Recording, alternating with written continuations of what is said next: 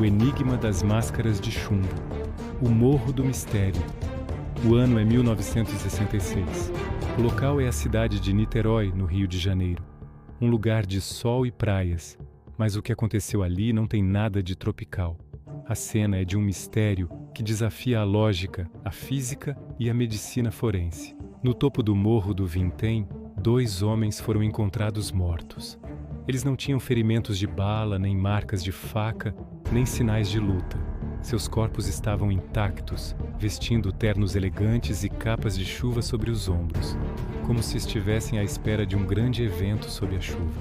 Ao lado deles, uma garrafa de água vazia, um pacote de toalhas molhadas e, o mais aterrorizante, um caderno de anotações cifradas.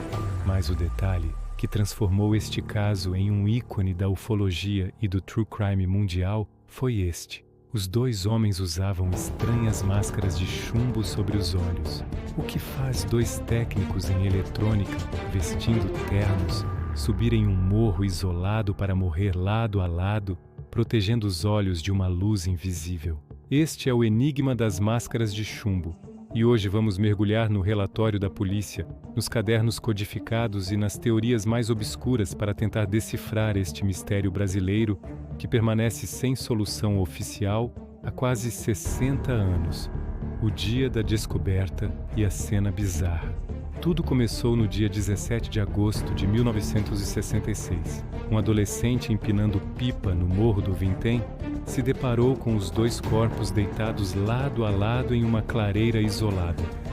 A princípio, ele pensou que fossem apenas mendigos dormindo. O garoto voltou para casa e avisou um policial que morava nas redondezas. E este foi o início de uma investigação que entraria para a história pelo seu fator bizarro. O primeiro olhar sobre a cena do crime era de uma calma perturbadora. Os corpos de Manuel Pereira da Cruz, 32 anos, e Miguel José Viana, 34 anos, estavam em poses de descanso, quase como se tivessem adormecido. Eles estavam bem arrumados. Manuel usava um terno de cor escura. Miguel usava um paletó xadrez. Ambos vestiam capas de chuva que estavam dobradas sobre eles. Nenhum sinal de briga ou roubo. As carteiras estavam no bolso com dinheiro intacto. Não havia sangue ou vômito. A ausência de violência era o primeiro enigma. A polícia logo isolou os objetos encontrados. Primeiro, a garrafa de água vazia. Segundo, o pacote de toalhas úmidas. A presença das toalhas molhadas era intrigante. Elas pareciam ter sido usadas para limpar o rosto ou o suor. Mas o que causaria tanta transpiração? Depois encontraram um pequeno caderno que se tornou o centro do mistério. O caderno continha anotações crípticas, diagramas de eletrônica e, crucialmente, uma mensagem escrita. 16:30 horas, estar no local. 18:30 horas, ingerir cápsulas. Após efeito, proteger metais, aguardar sinal. Essa mensagem, escrita em papel com um tom de ordem ou instrução, elevou o caso de uma morte bizarra para um possível ritual ou experimento secreto. Mas a característica mais chocante de toda a cena eram as máscaras. Presas ao rosto dos homens, cobrindo a área dos olhos, estavam 2 peças de chumbo artesanais, como se fossem óculos de proteção pesados e bizarros. O chumbo é um material conhecido por bloquear radiação. Por que eles precisariam proteger os olhos no topo de um morro isolado? De que tipo de luz ou energia eles estariam tentando se proteger? A polícia do Rio de Janeiro se deparou com um quebra-cabeça que desafiava todos os protocolos forenses da época. O que se seguiu foi uma corrida desesperada para decifrar a causa da morte antes que os corpos se decompusessem completamente. A autópsia frustrada e a pista da família. 3,30, R$6. O mistério se aprofundou quando os corpos foram levados para o Instituto Médico Legal, IML. O legista realizou a autópsia, mas não encontrou nenhuma causa de morte. Não havia veneno detectável nos órgãos, não havia lesões internas, e o coração e os órgãos vitais pareciam saudáveis. O resultado oficial foi vago. A morte teria ocorrido entre 14 e 16 de agosto, e a causa era desconhecida. A falta de evidências abriu a porta para a especulação e para as teorias mais radicais. A polícia precisava de contexto. Eles descobriram que Manuel e Miguel eram técnicos em eletrônica e tinham paixão por espiritualismo e ocultismo. Essa dupla paixão era a chave. A família das vítimas confirmou que os dois tinham viajado de Campos dos Goytacazes até Niterói com um objetivo: comprar materiais para a montagem de um equipamento eletrônico que, segundo eles, permitiria o contato com o mundo espiritual ou com seres extraterrestres. Eles estavam fascinados pela ideia de construir um detector de almas ou um aparelho de comunicação interdimensional. A família também revelou os últimos passos dos homens. Eles saíram de Campos no dia 16 de agosto. Pararam para comprar a capa de chuva em uma loja, o que indica que eles já esperavam umidade no local. E depois compraram a água e o pacote de toalhas. A atendente da loja, Elisa, foi a última pessoa a vê-los com vida. Ela relatou que Miguel estava muito nervoso, quase febril. Ele disse a ela: "Um amigo vai nos acompanhar para fazer a prova de fogo." A menção a uma prova de fogo sugere um ritual, um teste de coragem ou um experimento perigoso.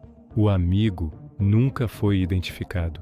Os corpos foram encontrados no dia seguinte, no topo do Morro do Vintém, o local de encontro, conforme sugeria o caderno. O IML tentou uma segunda rodada de exames forenses. O corpo de Manuel foi exumado anos depois para tentar encontrar traços de substâncias mais raras. O resultado, mais uma vez, inconclusivo. Nenhuma substância conhecida que pudesse ter causado a morte de forma tão silenciosa e limpa foi encontrada. Isso solidificou a crença popular de que a causa da morte estava além da medicina e da ciência convencionais. O enigma das máscaras só se tornava mais denso. As teorias do mistério. O caso se dividiu em 3 grandes teorias, cada uma mais intrigante que a outra. Teoria 1. Experimento de radiação e a seita secreta. A teoria mais racional sugere que Manuel e Miguel faziam parte de um grupo secreto, uma seita de experimentação científica e espiritualista. As máscaras de chumbo seriam uma tentativa de proteção contra algum tipo de radiação ou energia liberada durante um experimento místico. O caderno cifrado, posteriormente parcialmente decodificado, revelou citações sobre luminosos e fórmulas matemáticas. A seita, talvez liderada pelo amigo misterioso, teria convencido os dois de que, para atingir um nível superior de consciência ou contato, eles precisariam de um ritual de proteção, culminando na ingestão das cápsulas. O que eram as cápsulas? Um veneno raro, um alucinógeno ou uma substância radioativa. A polícia acreditava que o amigo era o líder da seita, que os fez ingerir as cápsulas, o veneno, e fugiu da cena, deixando o ritual parecer um suicídio conjunto. No entanto, o mistério permanece. Se foi veneno, por que não houve vestígios? E por que a máscara de chumbo? Teoria 2. Contato extraterrestre e o sinal. Esta é a teoria mais famosa e a que deu ao caso seu status lendário. A comunidade ufológica defende que Manuel e Miguel eram contatados que foram ao Morro do Vintém para um encontro marcado com seres de outro planeta. O sinal mencionado no caderno seria o momento da chegada da nave. As máscaras de chumbo seriam para proteger os olhos de uma luz intensa ou de uma emanação energética emitida pela nave ou pelos seres, uma luz que seria fatal para os olhos desprotegidos.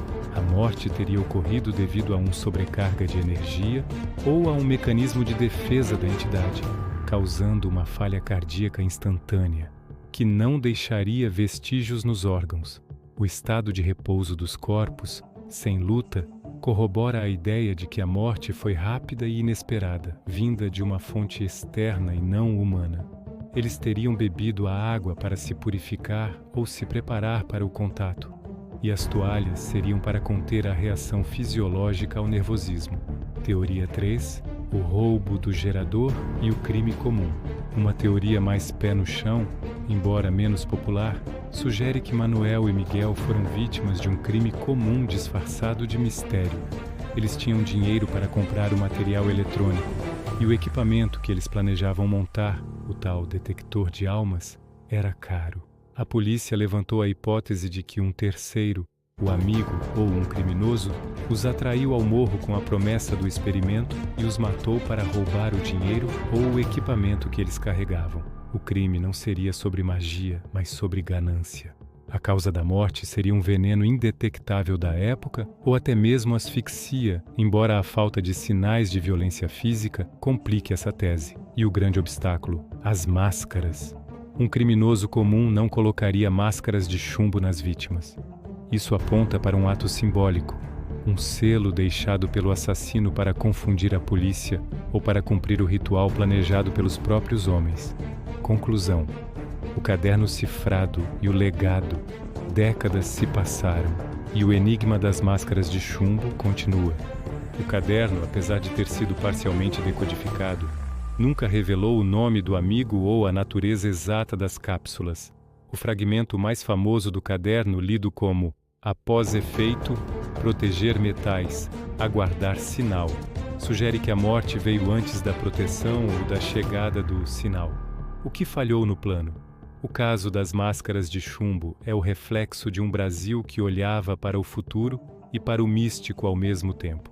Ele nos força a questionar os limites do nosso conhecimento. O que existe além da nossa ciência? Seria a morte dos homens o resultado de um experimento fracassado, de um encontro alienígena ou da traição de um líder de seita? O Morro do Vintém guarda um silêncio que a ciência não conseguiu quebrar. E as máscaras de chumbo permanecem como um aviso mudo, um selo contra uma luz que nunca fomos capazes de ver. Se você chegou até aqui, é porque, assim como nós, você mergulhou fundo no lado obscuro e inexplicável do Brasil. Se você achou o enigma das máscaras de chumbo fascinante e perturbador, deixe seu like no vídeo para mostrar que este tipo de investigação profunda vale a pena. E, se você ainda não faz parte da nossa comunidade, inscreva-se no canal Obscura Informação e ative o sininho para não perder o próximo mistério que vamos desvendar. Comente abaixo. Qual teoria você acha mais provável? Seita e veneno ou contato extraterrestre?